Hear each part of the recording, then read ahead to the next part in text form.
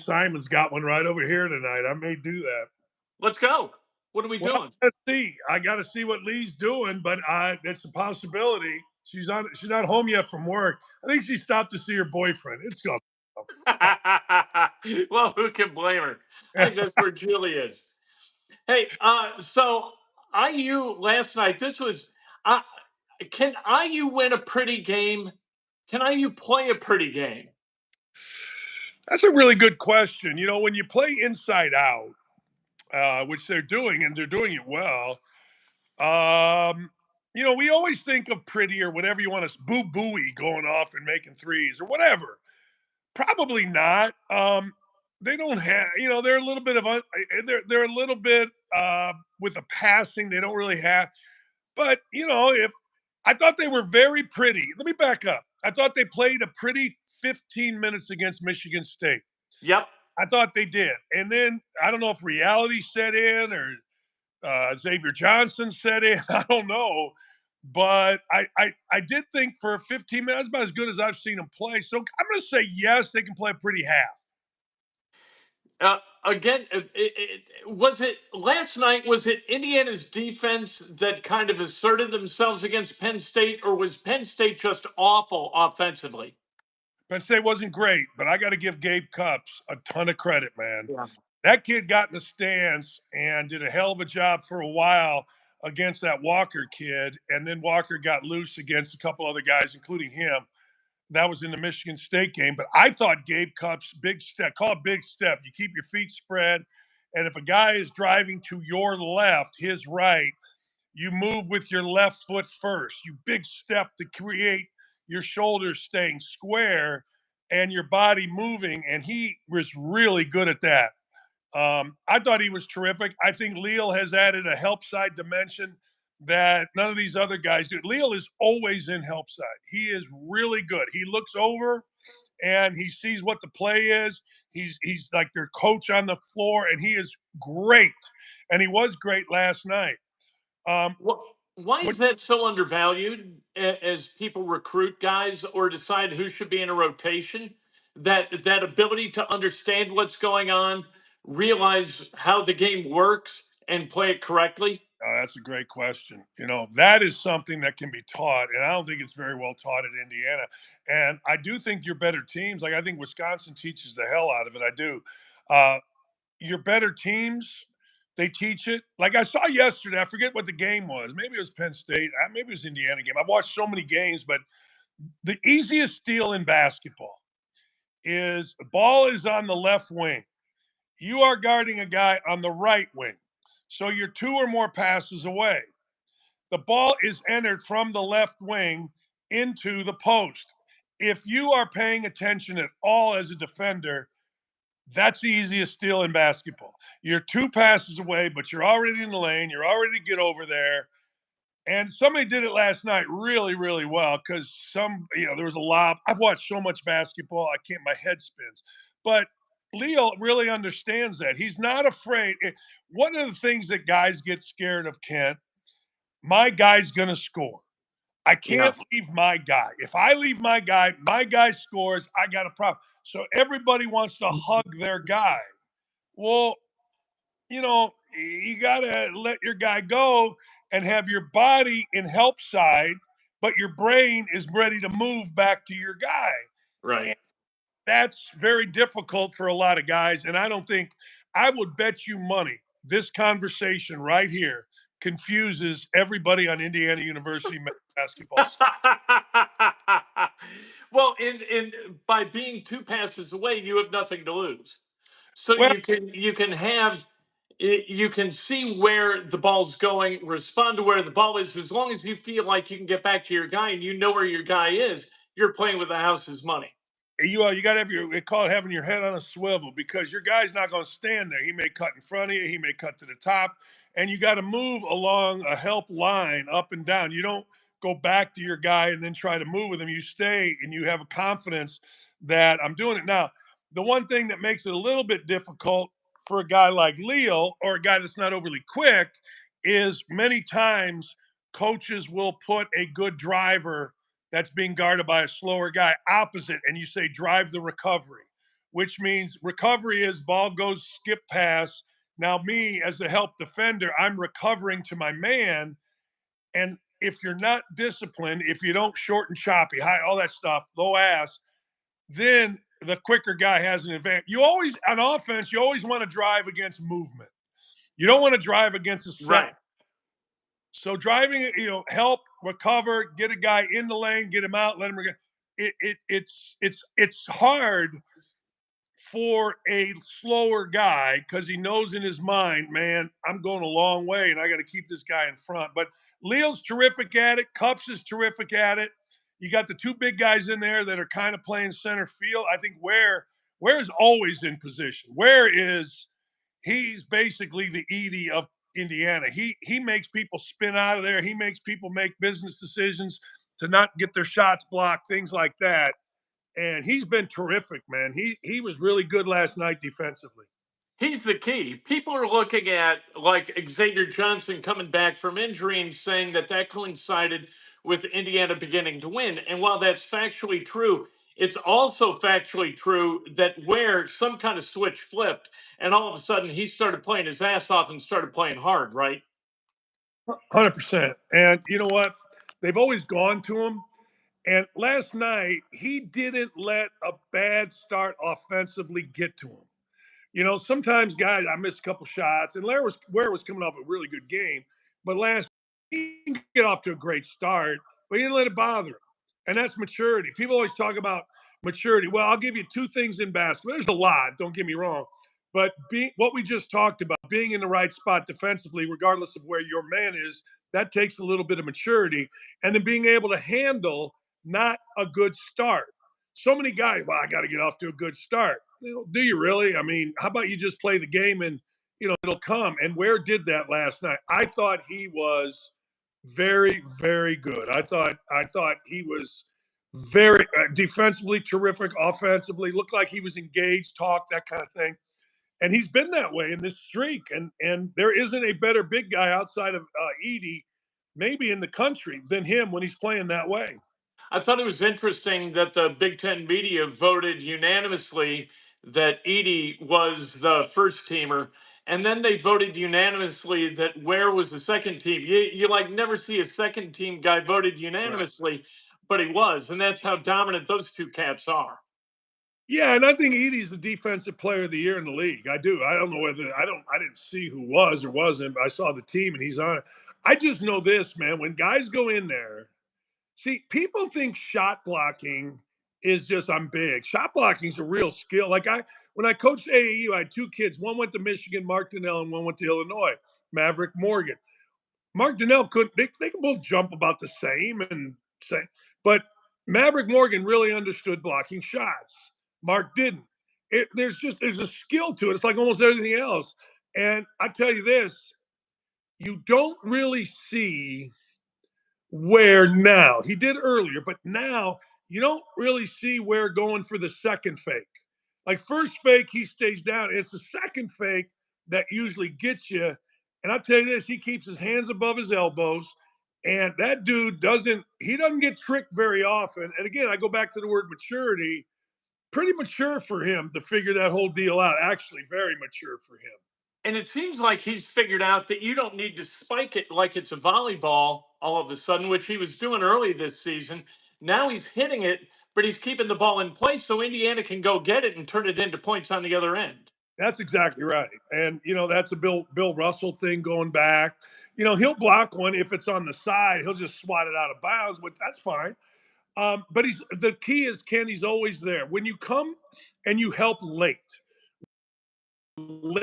getting to help, you either foul, give up a bucket, or both. It's just late help is terrible. Late help gets guys in foul trouble. And frankly, and maybe it's who they've played. Like that kid yesterday, Wahad is unskilled labor. He's he's an athlete, but he goes outside. Why am I going outside with him other than help on a ball screen? But he's always in the right spot. You don't see him trailing in half court, getting there late, and that keys your defense. Used to be, some teams a quick point guard keys your defense, and most teams that's the case. But Ware back there enables a lot of guys to put a lot more pressure, including Cupps, on his man, knowing that Ware is there. Because if your guy breaks you down, you got help in back. It's not going to be an uncontested layup almost ever.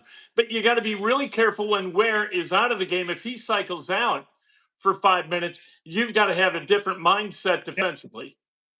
Yeah, and the thing, you really most times with most big kids, if you continually give up the drive, well, you're going to get your big guy in foul trouble. I Right. remember saying many times, "Hey, it's not his fault he's in foul trouble. It's your dumbass. I mean, you let the guy go by you. What are you doing? Are you playing defense? Are you standing on your head? What do you?" And where he's just there, so he's not late. I keep saying the word there, but it's such a big deal. And Edey is too. Edey's always where, but Purdue has always been that. Purdue uses the help side defense, one pass away, you're contesting. You jump to the ball and two passes away, you get to the help line.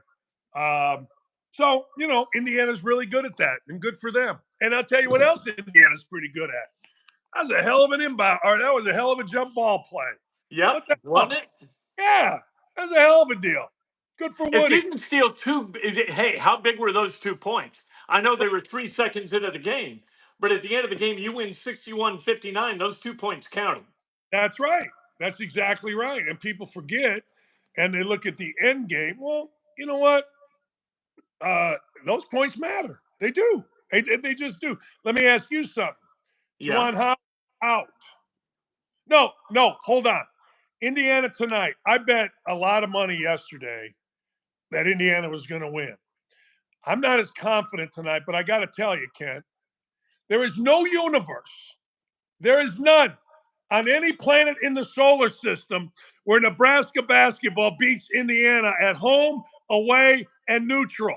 There is no effing universe anywhere where this happens. No, that And can't there is, I happen. don't You, want to you live in it. can't have that. Can Can't you have that. imagine? No, this is the revenge tour. And so, they're 0-2 against Nebraska. They got to beat Nebraska. They're 0-1 against Illinois. They're 0-2 against Purdue. They were 0-2 against Penn State. They were in line to face 4 teams. Their aggregate record against them 0-7. So they got some business to take care of. Does it matter to you, Galloway not playing? It really doesn't. I think that as long as Ware's really active, I think other guys got to be able to shoot it. I don't think you can beat a good team with Mgbako going 0 for 5, shooting threes and hitting shots. He just didn't look right. We had this conversation last time, and I don't know whether it was on air or off air. So I don't want to say exactly what the conversation was about. But I began to wonder about Mackenzie Mgbako and what he was just trying to do. I didn't understand what the point of his activity was offensively, other than to screw up Indiana offensively, which I don't think was his point. But my God, like everything he did was out of rhythm and a bad idea. That's a great way to put it. You know what happens? And you're going to think this is wacky, but here's Mgbako, right? He thinks he's an NBA player. Anything could have happened. He might have walked out there and seen 5 NBA scouts, or someone told him, one of his boys, and that might have screwed him up. I'm telling you, Yeah. he might have had to take a good shit and couldn't get it out before the game. I'm telling you, Kent, there's all kind of things with college basketball players that you would not believe. One guy for Louisville, remember this? One guy for Louisville, they didn't have the tights that they've never wore. And that guy wasn't going to play, and he didn't play in the first half. Players are out of their freaking minds, Kent. They're insane. They're nuts. And it doesn't surprise me. If you told me, hey, look, we found out that Mgbako was really out of sorts because they had Sprite, not Coke, in the locker room, I'll be like, yeah, makes sense. Nah, sure. Honest to God, that's what it looked like, though. You're right. Whatever he did, it wasn't the right thing. He would pump fake, not get a guy off his feet, then shoot. It'd get contested, and he misses by 4 feet. Johnson believes, I think, that, like with all his heart, that every shot he takes is going to go in, that he is the right guy at the right moment to take that shot, and he can't hit the inside of the rim half the time, and that drives me buggy. Yeah, I don't know why he took the one shot, and they got lucky because Baldwin came down and took a bad shot in a tie game after Johnson took a worse shot. When Xavier Johnson shoots the basketball, I never expect it to go in. When No. Mgbako shoots it, I expect it to go in. When he takes a good one, not what you're talking about. But I'm telling you that I don't know what the hell all that is he does with the ball. Yeah, it's like, what the hell is this? And Gabe Cupps is the same thing. Like, yeah. man, and then Galloway's got this, hitch elbow. I don't even know. I'm like, what the hell?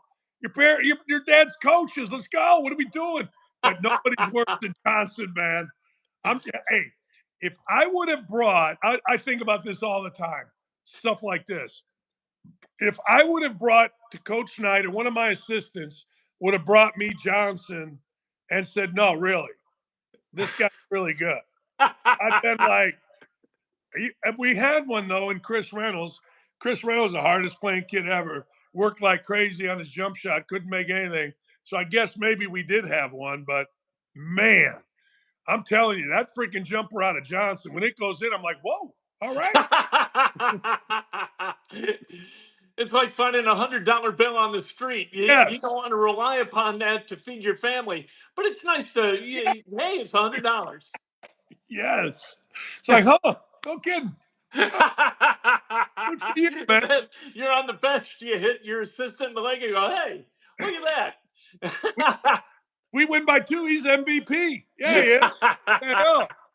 But I'm not as, if we're really going to talk ball,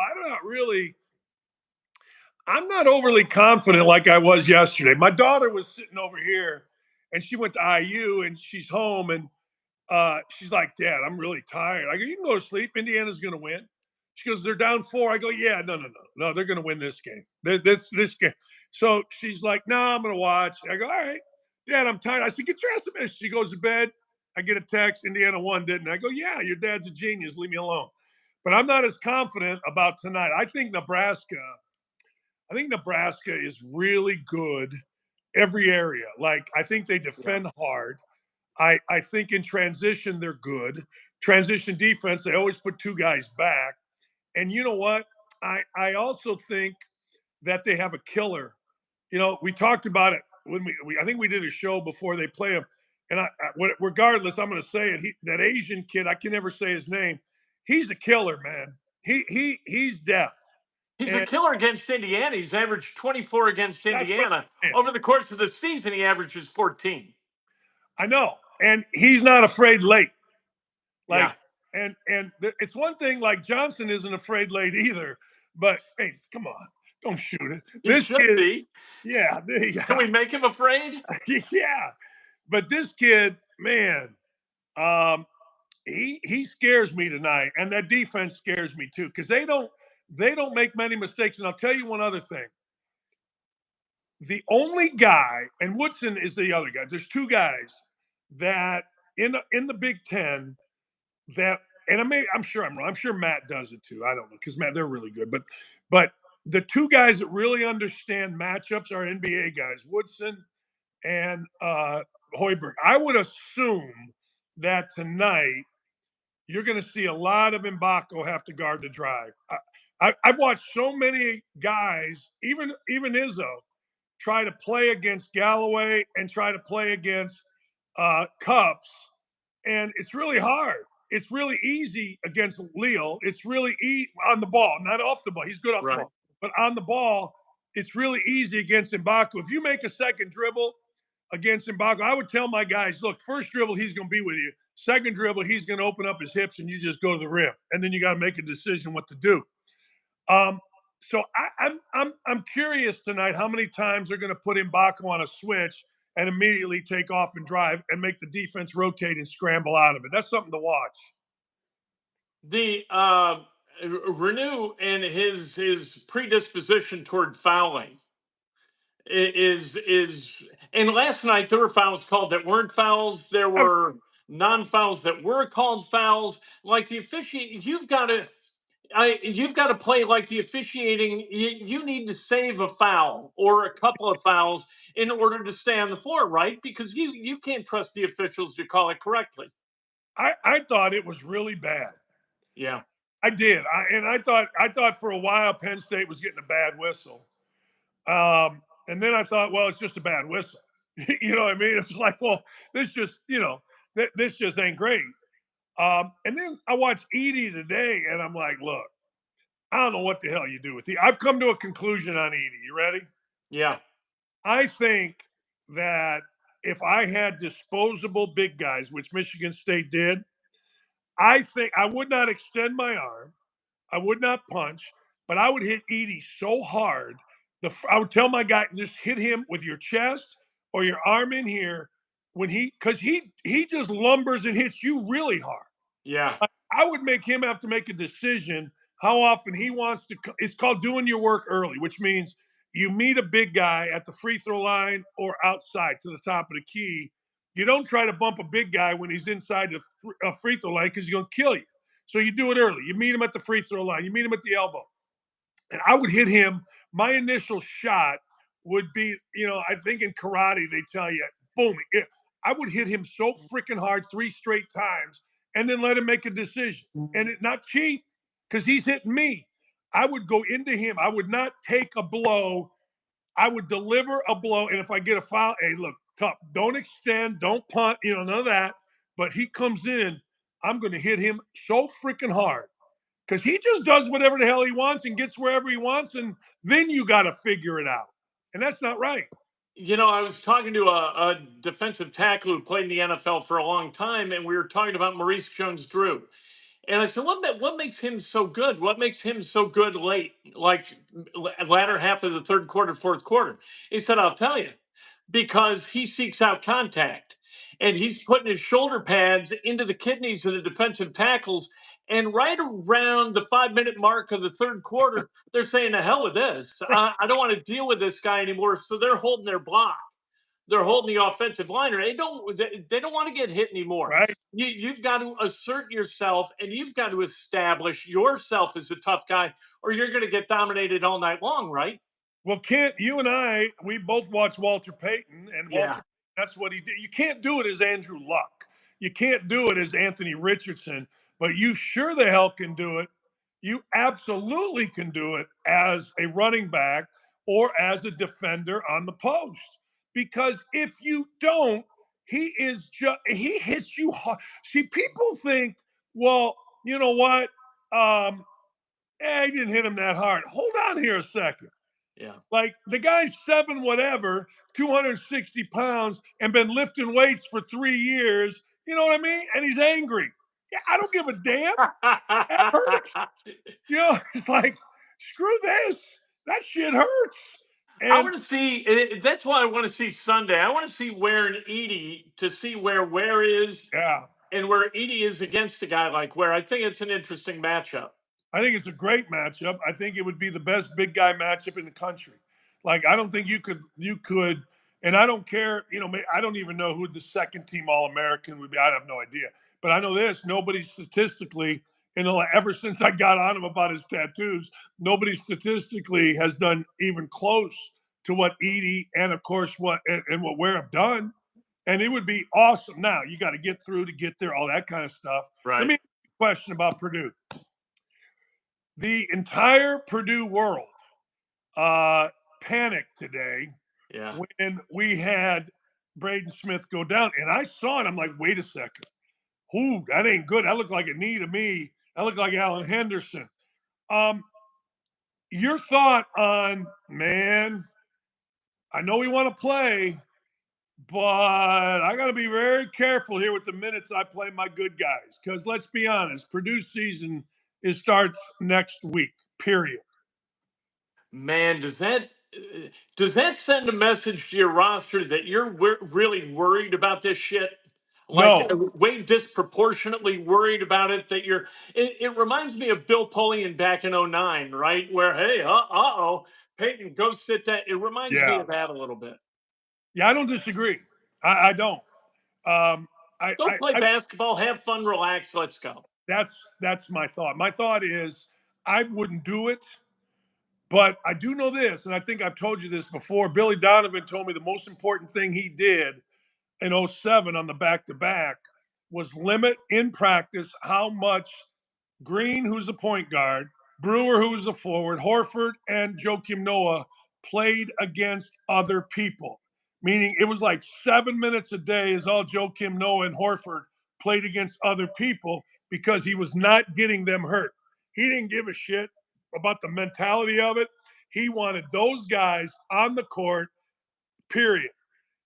So I've always thought of that when, look, Mississippi State beats Tennessee today. I assume they held on to one. They're up 19 late. I'm playing everybody if I'm Mississippi State. Like I'm playing everybody in Indiana. Purdue, even a team like Tennessee or even a team like Kentucky who's in the tournament, I'm playing everybody. I want to win this title. But Purdue's deal is just different. I think it just is. And I think they all recognize that.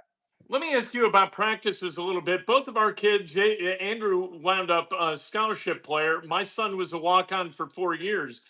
And the thing that Ryan always tried to do was play as hard as he could to make his guys, the starters, when he was on the scout team, better. He wanted to expose their weaknesses so that they would address them. He wanted to make it uncomfortable for them so that they would know that they had to get better. But late in the season, you don't want that shit on your practice floor at all late, do you? You just got to be, you got to go short.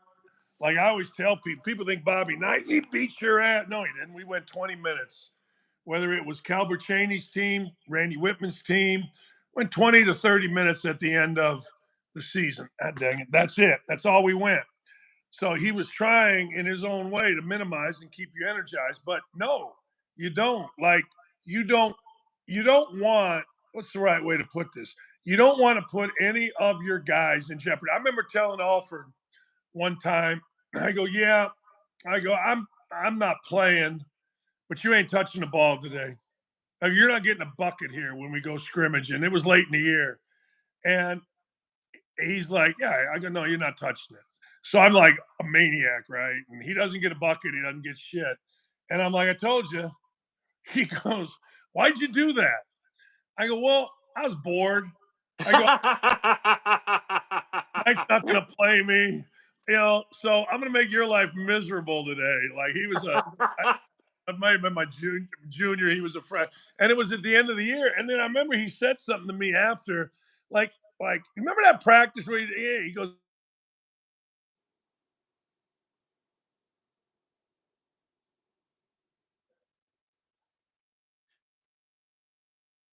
Your sound cut out. Can you hear me? got me? There you go. All right. Yeah. Yeah. So JD was calling me. I'm sorry. JD was calling me on the other line. You got me still? I got your voice. Your video's gone, but that's perfect. That's really what the people want anyway. So wonderful. Basically, that even a slow fuck like you, really gets pissed. Can he's like, man. I go, yeah. I go, you better, you do this, do that, cut this way, whatever. But that's what you want in practice. You just got to be careful. You just coach got to be very, very, very careful. That's what you got to be. Hey, let's talk about the Colts a little bit. You happy with what they did or didn't do in free agency? Does it make any sense to you? I'm torn. The whole idea that we're bringing our guys back. Kenny Moore has played like shit since he signed a deal. Like he was good. He signs a deal. Him and we're the damn, and everybody's all excited. I'm like, all right. Yeah, I'm all right with it. I don't know. Part of me is like, well, wait a second here. You're bringing back a bunch of dudes that haven't won nothing. Yeah. I mean, that's part of me. The other part of me is like, well, you got to have somebody, and you might as well have dudes that we're good. I tell you what I do like, and I'm curious your thought on this. I said this, and maybe you and I talked about it. You got to bring a backup that isn't just going to, the common thing, well, if he just wins 2 or 3 games for us, bullshit. With this guy getting hurt all the time, going back to high school, You got to have a backup that can get you in the playoffs. Do you think Flacco's that guy? I think that he's the best that they like. I think it Yeah. would have been interesting to sign a guy like Jameis Winston. I think that would have been kind of interesting. But you want a guy. Let me ask you, because I wrestle with this. Whether you want a guy who can push your starter a little bit, who's not going to sit on the sidelines and go, okay, I'm the water boy for Sir Anthony, or am I going to get out there and do what I can to be the best player I can be with this team a little bit? I don't want a guy who is just going to be around. I don't want a guy who's a happy backup. And I don't know. I don't know whether that gets like Richardson discombobulated. I don't know what the right answer to that is. I guess it depends on the guys. I want a backup that can teach and help Richardson. I think I think they really good guy. I was kind of hoping that they would mess around and get Bob, Wisconsin's dunking on lobs. That doesn't happen. But anyway, I'm hoping they would get Russell Wilson, because going back, I know I've said this before, but when Peyton Manning was rolling here and Jim Sorgi was the backup, people were like, well, we need a backup. And JMV actually said this, and it really made sense to me. He said, well, the goal is a Super Bowl. If Peyton Manning gets hurt, it don't matter who the backup is, because it ain't going to be a Super Bowl. And I don't think that's the case with this team. I think the backup, because of Richardson's history going back to high school, I think the backup has to be ready to play 9 games, 10 games. I do. He's never finished a game in the NFL. He's never finished a season in college, high school, or pros. So you got to be ready for this to happen in week 4. And I think Flacco's okay. But I don't think he has to be able to teach and help, not sit there and be a douchebag.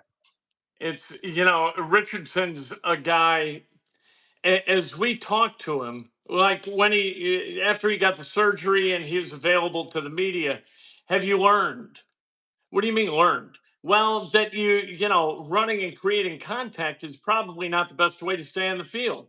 Yeah, I play the way I play. Yeah, that's when he said that, I wasn't happy at all. No. I don't like that. I think that Steichen and Ballard and Turner and Jim Bob, they got to get in this guy's head and let him know that it's not okay for him to lose games for the Colts by putting him in fiscal risk. And that's, I think, where we are with Anthony Richardson. Colts under Grigson, and Grigson has told me this numerous times, had practices where they showed and taught and talked to Andrew Luck throwing the ball into the third row of the bleachers. That was like instead of the route tree, throw it in the bleachers, route tree. And then they brought in some guys from the Indianapolis Indians to teach proper sliding techniques. And he didn't do it. He wasn't going to do it. Yeah. And then he lacerates his kidney out of the pocket, and Richardson ain't going to do it. So he gets a shoulder, and now, you just talk to him, and he's dumb enough that he hadn't learned. And not only does he get hurt, but everybody gets fired. Yeah. And now, all right, you're relying on either Sam Ehlinger or a 39-year-old, whatever the hell Joe Flacco is, and that ain't good business. That's right. Everything down. Like, where would the Colts be right now in terms of everybody's thoughts if Anthony Richardson had played 17 games last year? You know what? Colts might be where CJ Stroud is in a different way. Yeah. But so he screws the pooch because he's not, and it sounds like he's going to screw the pooch doing it again. He's got to grow up. You assume a certain responsibility when you're a quarterback or whenever you're in a position of importance in whatever business you're in. And you have to understand that you kind of cast a white umbrella. And if you're not around, if the umbrella's not around, everybody's going to get wet. And everybody's going to have to go find another job. He's got to understand, as a 21, 22-year-old, that he's carrying a lot of weight. And he can't indulge in that kind of selfishness, or they got problems. My deal with free agency is this: that with free agency, if you address the holes you've got on your roster, and for the Colts, they're corner, safety, wide receiver or tight end, depending on where you can get the kind of the best return, the best weapon. If you don't go and address that and raise the floor through free agency, you really need to hit it in the draft. If you don't get those three things checked off, those three boxes with real quality in the first, second, and third round, and then a backup running back who can play in the fourth or fifth, you are screwed. And to put that pressure on yourself in the draft, I think is just irresponsible. I think this is 1990s or this is college basketball 10 years ago where, it's changed. Free agency is a real thing. When you and I were, high school, college, whatever, free agency was always being fought for. And then it was not really used. Well, now it is a massive deal. Yeah. I think I always say this, and what do I know? I think Ballard is gutless. I think Ballard is a survivor. He's afraid to put his name on a on a Calvin Johnson coming here, or whoever, on a named free agent. I just think he's a survivor. I think he's gutless. I think he's just, it took him how long before he put a freaking quarterback that wasn't, a 38-year-old. I mean, finally drafting one. Now, maybe that's unfair. I'm sure it is.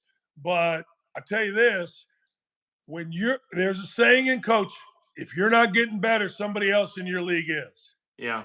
And I like Calvin Ridley going to Tennessee. I don't think that's bad at all. It's stupid that they got rid of A.J. Brown and they're trying to replace him with guys. But, hey, that's where they're at. I like, D'Amico Autry. D'Amico Autry goes over to Houston from Tennessee, and Tennessee signed a bunch of guys. I know we're signing our own, but our own hadn't won a division title. Our own hadn't had a home playoff game. Our own in 8 years or 7 years of Ballard is under 500. That ain't great, my own. I'm sure I'm wrong. You know what? You mentioned the A.J. Brown trade. Mike Vrabel's still got a job if they don't make that trade. Absolutely. Yeah. Yes. And maybe that's why they made the trade. I don't, maybe they wanted him out. Maybe they saw something that they didn't like and they're like, we're out of here. I don't know.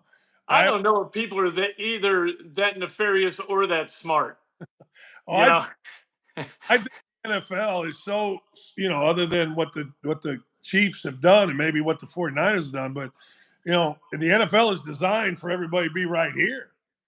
Yeah. And you know what? I just think this, man, if I'm Jimmy Irsay and everybody says how much he wants to win, you got to be getting tired of the results. I mean, don't you a little bit? You got to be getting a little tired of this. Well, it depends on which results are most meaningful for him and his family, right? Is it the winning or is it the bucks? Is it about the money? If I'm a business owner, I'm in the business to make cash. Winning would be wonderful, but I really want to make money. That's what I'm in business for. This isn't a charity. It's we're not doing volunteer work. We're not operating for the public good. I wonder to what extent the Irsays tell Ballard, "Hey, look, this is what we're going to do. We're not going to mortgage the future to satisfy a successful present by jury rigging a bunch of contracts and then kicking the money down the road. And all of a sudden we're bloated and we're going into our pockets today and we've got the cap relief in the future." I don't know that that's really where the Irsays operate happily. You know what I mean? Yeah, I do. But don't you just print money by being in the NFL per se? Or is it, yes, is it like ESPN? Yeah, our profits aren't as great as they were. I got to let my dog in. Profits aren't as great as they were. So we're not as happy. They're still great, but our profits are here. Now they're here. They're still profits and they're still big time. I wonder if that's in there as well. I don't know, Ken. I don't know. But what I do know is this. As a competitor, you got to be tired of it. You got to be. Yeah. Oh, yeah. For sure. And that is a big deal for Irsay, I think. I wonder what, like, his legacy familially is going to be cash, but his legacy as a human being in this community is going to be that Super Bowl championship, going to another Super Bowl, and whatever this team has done competitively. Which does he value more? And we really don't know. I mean, Jim tells us stuff, And like 90% of it, you're like, where are we at here? I know the words are coming out of his mouth and he's forming sentences, but I don't know what this means. And then every once in a while you do get kind of a glimpse into what he really thinks.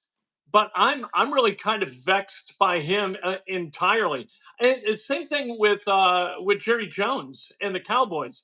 I'm like, wait a minute, Jimmy Jones. A lot of what he does, or Jerry, is about money. A lot of it. That's what he's done. He owns the Cowboys because he made enough money in the oil business to be able to buy them. Stan Kroenke made enough money in real estate to be able to buy the Rams. And when I was in St. Louis, I knew the COO. We'd go out and get breakfast because we were the radio partner. And he said, I got to tell you, Stan Kroenke has never asked me about the cap number, not one time.